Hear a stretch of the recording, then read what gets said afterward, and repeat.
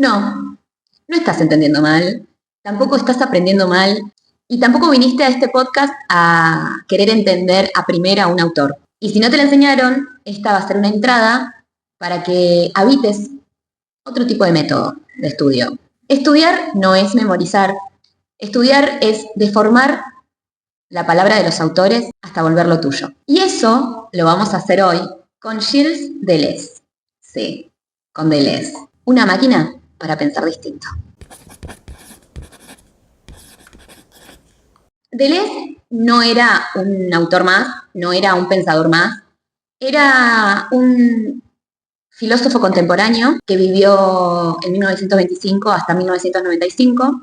Él no era el profesor ordenado que todos pretenden ser, no era un profesor estructurado, no era un profesor prolijo, era más bien un pensador que hacía, y que sigue haciendo, que las cosas sucedan con incomodidad. Deleuze nació en Francia. Como dije anteriormente, él vivió entre 1925 y 1995, es decir que, contemplándolo en lo que es la vida y la historia, que a todos nos compete, vivió en puras transformaciones de guerras, movimientos y caos. Lo más importante de esto es que Deleuze se autopercibía como un atleta de devenires. ¿Y eso qué significa para vos que estás estudiando un curso de arte o una carrera universitaria de arte? Es que pensar no es repetir ideas, no es correr a favor del reloj, tampoco es aprenderte todo de memoria, no es entender rápido, no es cerrarse, sino todo lo contrario, es pensar en otra cosa, es pensar en soportar las ideas aunque te desordenen. En este episodio vamos a trabajar un texto célebre de Gilles Deleuze en conjunto con Carmelo Bene, director y actor contemporáneo. Un manifiesto menos es un texto que está dentro del libro de Superposiciones, publicados en 1979, escrito por Deleuze, trabajado a través de la impronta de Carmelo Bene. Deleuze no trabaja el teatro de Carmelo Bene para explicarlo o para exponerlo, sino más bien que toma la teatralidad de Carmelo Bene para poder responder sus propias dudas frente al arte, por supuesto. Él va a querer mostrar cómo desarmar una estructura de poder desde adentro. Uno de los conceptos que él trae a colación es la sustracción y la amputación. Sustraer los elementos de poder de los textos clásicos como Romeo y Julieta y Ricardo III de William Shakespeare. Lo que va a hacer la sustracción es tomar personajes del teatro tradicional. Por ejemplo, con Romeo y Julieta lo que hace Carmelo Bene, porque recordemos que Deleuze va a trabajar a partir del teatro de Carmelo Bene, es sustraer el personaje de poder Romeo y reemplazarlo o darle impulso y protagonismo al personaje de Mercucho. Lo que se genera, en este caso, con la sustracción o la amputación del poder Romeo, es poder neutralizar el poder. Es decir, no reemplazamos, sino que colocamos, empoderamos otro sujeto, en este caso otro personaje, dentro de la obra de Romeo y Julieta. Mercucho. Mercucho sería un personaje prótesis.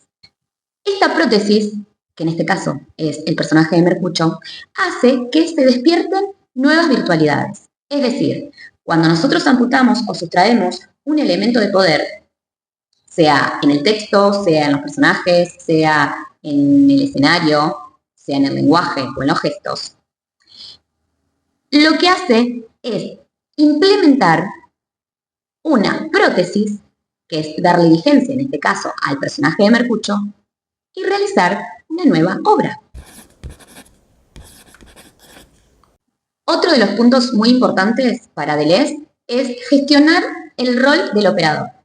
El operador va a ser el actor, el operador va a ser el equipo técnico, como sonidista, iluminadores, etc., maquilladores, vestuaristas, asistentes de direcciones, productores.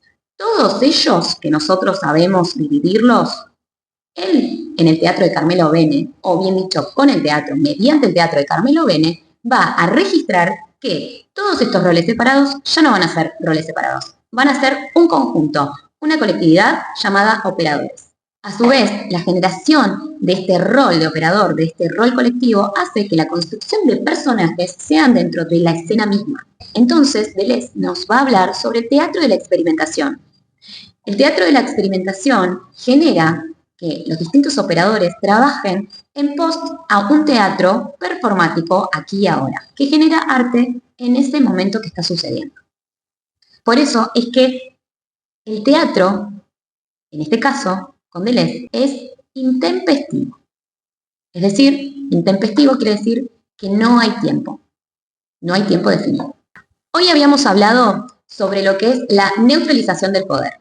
Y lo que Deleuze va a hacer para poder profundizar y ahondar más sobre este manifiesto menos del que está hablando, en su título, siempre tengan en cuenta los títulos de los textos. Títulos y subtítulos siempre van a ser respondidos en todo el texto. Y cuando ustedes están leyendo un texto, es muy importante que los títulos y los subtítulos los transformen en preguntas.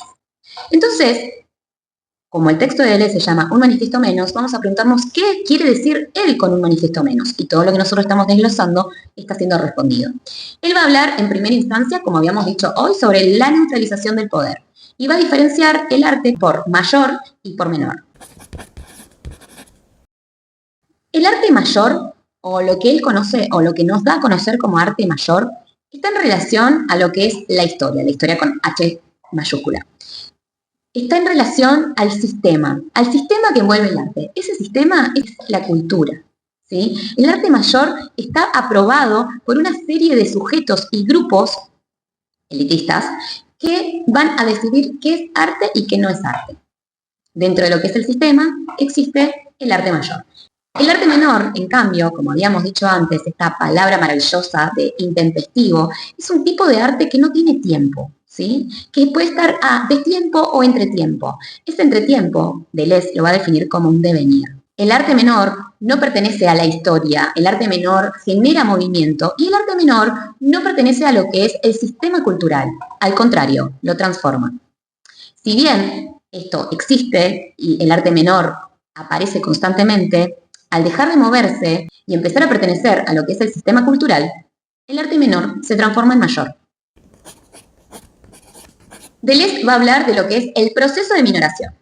El proceso de minoración cuenta con tres partes importantes. El primero es la sustracción o la amputación de poder del arte mayor, ¿sí? Luego sería colocar todo lo sustraído o todo el arte mayor, colocarlo en movimiento, es decir, en variación continua, así le llaman.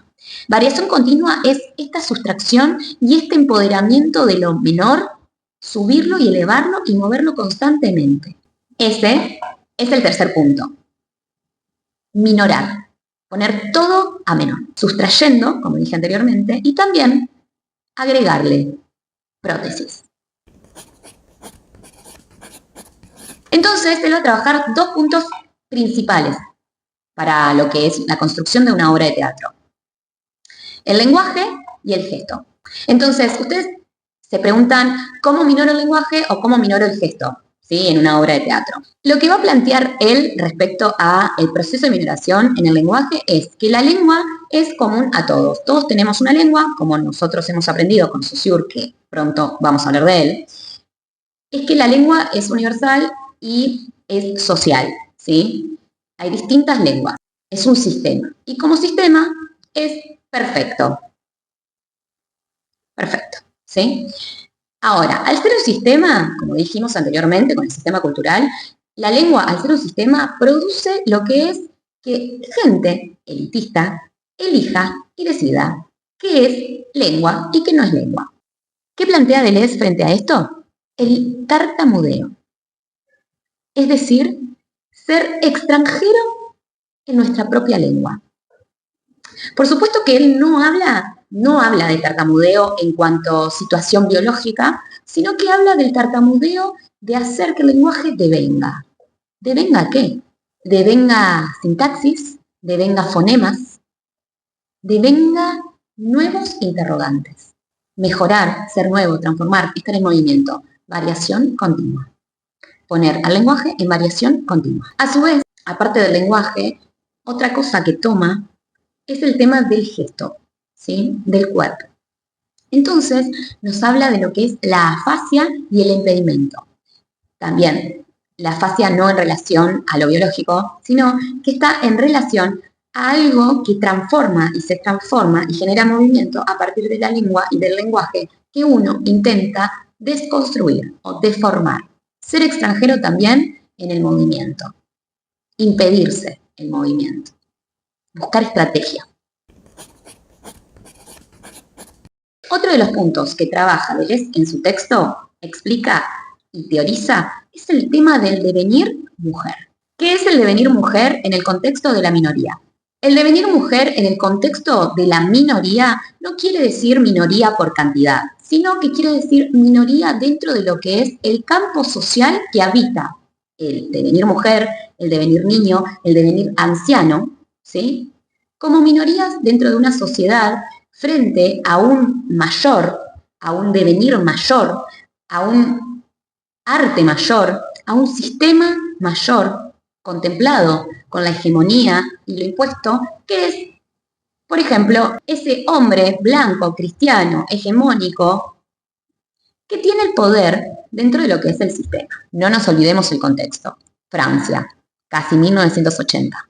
Por lo tanto, el devenir mujer, el devenir niño, el devenir anciano, son esas minorías dentro de un sistema mayor. El devenir mujer, en este caso, dice Deleuze, es la variación continua del sistema patriarcal. Es la variación continua dentro de un sistema que apoya que el hombre blanco, heterosexual, cristiano, sea y pertenezca a lo que es el sistema mayor, al sistema. Lo bueno de Deleuze es que él no lo va a contemplar, presten mucha atención, él no lo va a contemplar como espacio con sujetos y objetos, sino que habla de un devenir universal, que dentro de lo universal, ese devenir mujer no quiere decir la mujer como tal, la mujer como sujeto, ¿sí? Va a decir que el devenir mujer es una potencialidad del mundo, que pertenece a la historia o que pertenecería a la historia y sería universal. El devenir mujer no pertenece a una mujer como sujeto, sino que pertenece a un devenir universal. El devenir mujer tiene que ver con la potencialidad en el mundo. Deleuze nos va a hablar sobre la política y sobre la historia. Y él nos va a decir frente a esto, y cito, el devenir mujer, como parte del devenir minoritario, tiene la función de constituir una figura de la conciencia minoritaria. Esta conciencia no busca interpretaciones ni soluciones dictadas por el poder, sino que es una potencialidad amorosa y un elemento para un nuevo despertar de la conciencia que permite a los individuos dejar de ser esclavos intelectuales y convertirse en una masa de átomos vibrantes. Todo esto es teatro-experimentación, es decir, que al sustraer el poder y romper con las estructuras, algo se libera. Una fuerza que no se explica, pero que sí te transforma. La pregunta es, ¿vas a seguir estudiando como venís estudiando? Si algo de esto te movilizó, anda a leer el texto, pero no para entenderlo, sino para deformarlo. Seguime en Instagram, apretá la campanita y contame, ¿qué te pareció este primer capítulo?